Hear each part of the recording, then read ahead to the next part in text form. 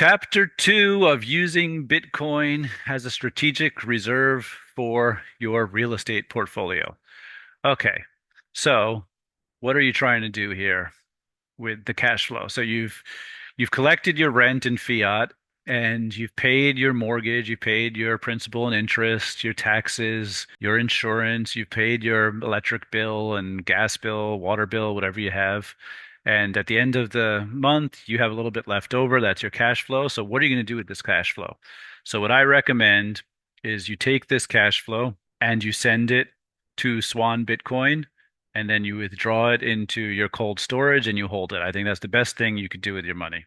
What that will do is that will allow you to start putting money aside and you can hold your reserves that way and you can hold the money that you would pay yourself that way and then let it grow a little bit and then pay yourself out of it. Or if you don't have to, don't. But let's assume that you do, like me, I have owner pay. So what I do is, and this comes from the Mike Michalowicz Profit First system. What I do, let's say I'm just using fiat as an example, is I put it in a different account and I hold it there and I let it grow after $1,000. The next time there's a quarter, so March, June, September, December, when we get to the end of the quarter, I split 50% of what's over $1,000. So let's say there's $2,000 in the account, I take 500. And I also split it with investors this way, right? So you've already paid your property management fee to yourself because you're doing in-house property management if you're following my system. And if you don't know how to do that, go to the other course. But if you do know how to do that, you're going to pay yourself monthly. That's more in fiat because that's part of your just cycling, oil well of financial freedom. But then on the other side, you're going to take the money, you're going to put it into the profit folder, hold it in Bitcoin. You've got a ledger and you put how much you're going to put in Bitcoin. You need to keep track of everything on spreadsheets anyway, because you need to know how your business is running. You need to know your profit and loss, and you also need that for tax time, because you're going to do a Schedule E at the end of the year and you know, build depreciation and stuff. The goal is to be an active real estate professional, right? And that's why short-term rental is so good because you get that status just boom out of the gate. But if you're doing long-term rentals, you can still do that. You just have to control your hours and stuff. But that allows you to save a lot on your taxes. And if you're a couple, have one of you with that, and then the other one can still have a W-2. That's the best way to structure that. That's a different question. And if you have questions, just put them in the comments or, sign up for a call. It's calendly.com/Kiaia, and just schedule a call with me. And, you can ask me any of this stuff and I'll answer it specific to you because obviously every situation's a little different. But basically, this idea is really good. You set the profit aside and you wait at least 3 months. If you can wait annually, it's better because especially with Bitcoin, you're going to have some serious growth over the course of a year. And your real estate's growing meanwhile, which is pretty cool. So you're growing on both sides. That's one of the huge benefits of this system is you're growing on the Bitcoin side and you're growing on the real estate side. And it tends to work that one is up and the other is down. So your Bitcoin's running or your real estate's running. And either which way, you got something to look forward to in the morning. You wake up and you're like, holy shit, fucking Bitcoin's flying. So you're excited when you wake up.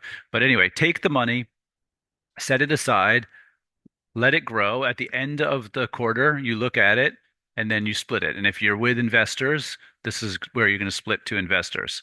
And if you can do a year, it's better because basically in the last 12 months, if you invested at the dumbest time, the year over year return was 24%. If you invest at the best time, I believe the year over year was 150%. I was at 140%, and I just dollar cost average. So it's not like I invested at the best times. I did some of the best, some of the worst. So I try to keep it simple. So if you're making those kinds of returns, 25% at worst, let's say, is a good estimation for what's coming. I mean, you may as well hold it for the year and then split it. It makes more sense. You know what I mean? But at least quarterly, so you're getting a nice chunk of return on investment for setting the cash aside and always leave some of it. So, take 50% of it and leave some, let it keep stacking. Leave some, let it keep stacking. Leave some, let it keep stacking. And the idea is that the stack is getting bigger and bigger. So each quarter, each future quarter, you're actually splitting a little bit more because you've let it grow more and the stack is getting bigger. So your amount that you're receiving is bigger, But meanwhile, you're still saving 50% and you're letting the stack continue to grow. So it's a very smart way. And this is, like I said, it's not my idea. I'm just using the Mike Michalowicz Profit First system. If you want to learn more about it, buy the book Profit First or go to his website and check it out. He's got a course, he's got trainings, he'll talk with you directly. He's awesome, he's friendly, he's smart. It's a great system. But back to us, you're going to take your cash flow and you're going to move it into Bitcoin. So I'm using Swan Bitcoin. That's where you buy it. And then I'm setting it up with cold storage Treasure. And that's how I'm holding it. You don't have to do it this way. You can buy it on any exchange and you can send it to any wallet. You can hold it on the exchange. I just don't recommend it. Not your keys, not your Bitcoin. I really think you need to hold it yourself. Hold your Bitcoin in a cold wallet. I like Treasure, but there's Nano X, there's Nano S, there's Ledger, I don't know, there's a bunch of them. I think I found it by just listening to Natalie Brunell, who's an awesome Bitcoin advocate, or just going into Google and typing in best cold wallet. Or I asked my nephew because my nephew is really good with this stuff. Doesn't matter, but you do want security. Just some final considerations that my notes have, which is you still have to worry about the volatility because it does go up and down. So that's another reason to hold it at least quarterly and ideally annually. I mean, even like for 2 years, because over those longer cuts of time, you're definitely getting the advantage of the upward runs. If you do it quickly, you could be caught in a down cycle. And that goes for your real estate too. Like, after 3 to 5 years, when you refinance, you're plus. But you could be in that cycle of like 2 years that worth the two years down. It does happen. But time heals all wounds with real estate and Bitcoin. So this is what's good about it. So definitely watch out for the volatility.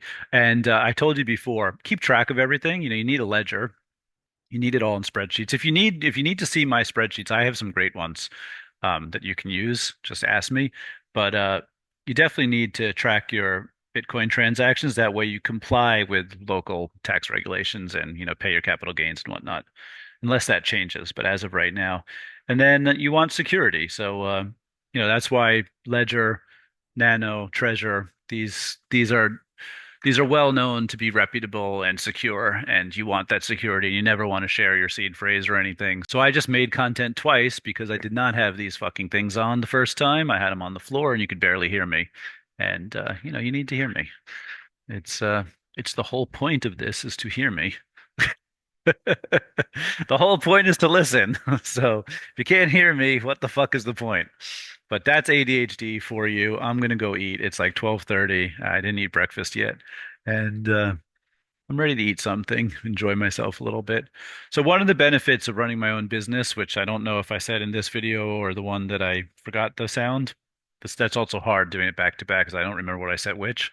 But this is still a good point, even if I'm repeating myself, is that I have flexibility. I can run, I have to work, a lot of hours, but I can play tennis in the morning. I can go see my kids. I can watch my son play tennis. I can go to my daughter's things. I can be on the ground playing, make believe animals with her, like whatever. So I have all this flexibility because I run my own business, and the wealth is growing in two ways essentially. And I think this is probably the key thing here is that you have on one end a little oil well, which is like your financial freedom. Like I have this operations business running, the property management, et cetera, and it makes enough money to pay the bills.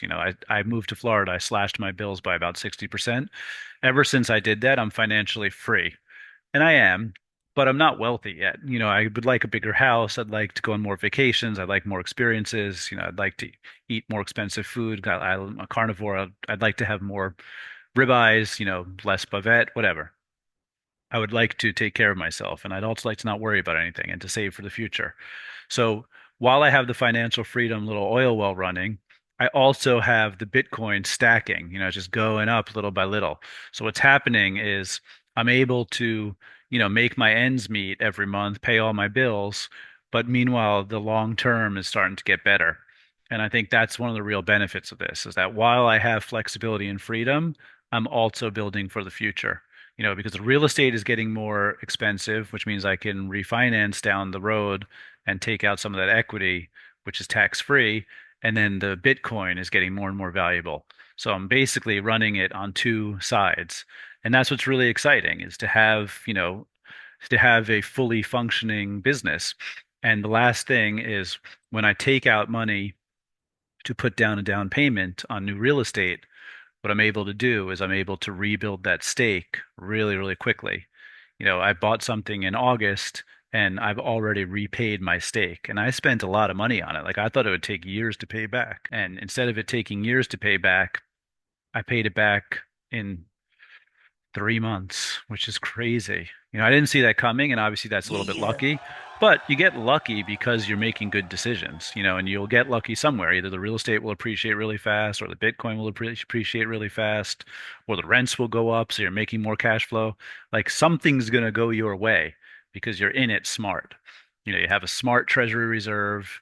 You have reserves in general. Like some people don't have reserves. Roof breaks, what are you going to do? Here you have reserves. So now you fix the roof, place stays valuable. In fact, it even increases in value. When you refinance that money out. So you're able to constantly make your product better, keep your service tip top, which gets you better tenants, which means less turnover, which means more money. So this whole thing is a self-fulfilling prophecy of making a better business, making a stronger business, making more money. And that's the genius of it. A Bitcoin strategic reserve is a must. This was chapter 2. I'm Evil Landlord. If you want to contact me, just let me know. Just reach out by comment or sign up for a call, or there's 100 ways to get me. You can text me, whatever. So you know, thank you for watching, and I hope this was helpful, and I hope we all make a lot more money. It's been a really exciting time, and I'm really lucky, and that's why I'm trying to share it. A lot of people were gracious enough with me to sit down for lunch or, get on the phone with me. I had some Zoom calls where people explained how to syndicate. Like, there's so many ideas out there. So many people are helpful and have been helpful for me, so I want to pay it forward a little bit. I've always enjoyed coaching. I was a tennis coach years ago, and I miss coaching, so this is really fun for me. So reach out with any questions. No questions stupid, because honestly, even stupid questions are great because it gets you to focus on the right things. And stupid mistakes are great because you learn from them. It's instant feedback. This business is good that way. You survive feedback because when something goes wrong, it's such a good business and your position's smart that even if you buy too high or you leave money on the table, you'll survive it. And then you'll know for the future not to do that. That's great about this business. It's very forgiving. I really like that about it. All right. Evil Landlord out.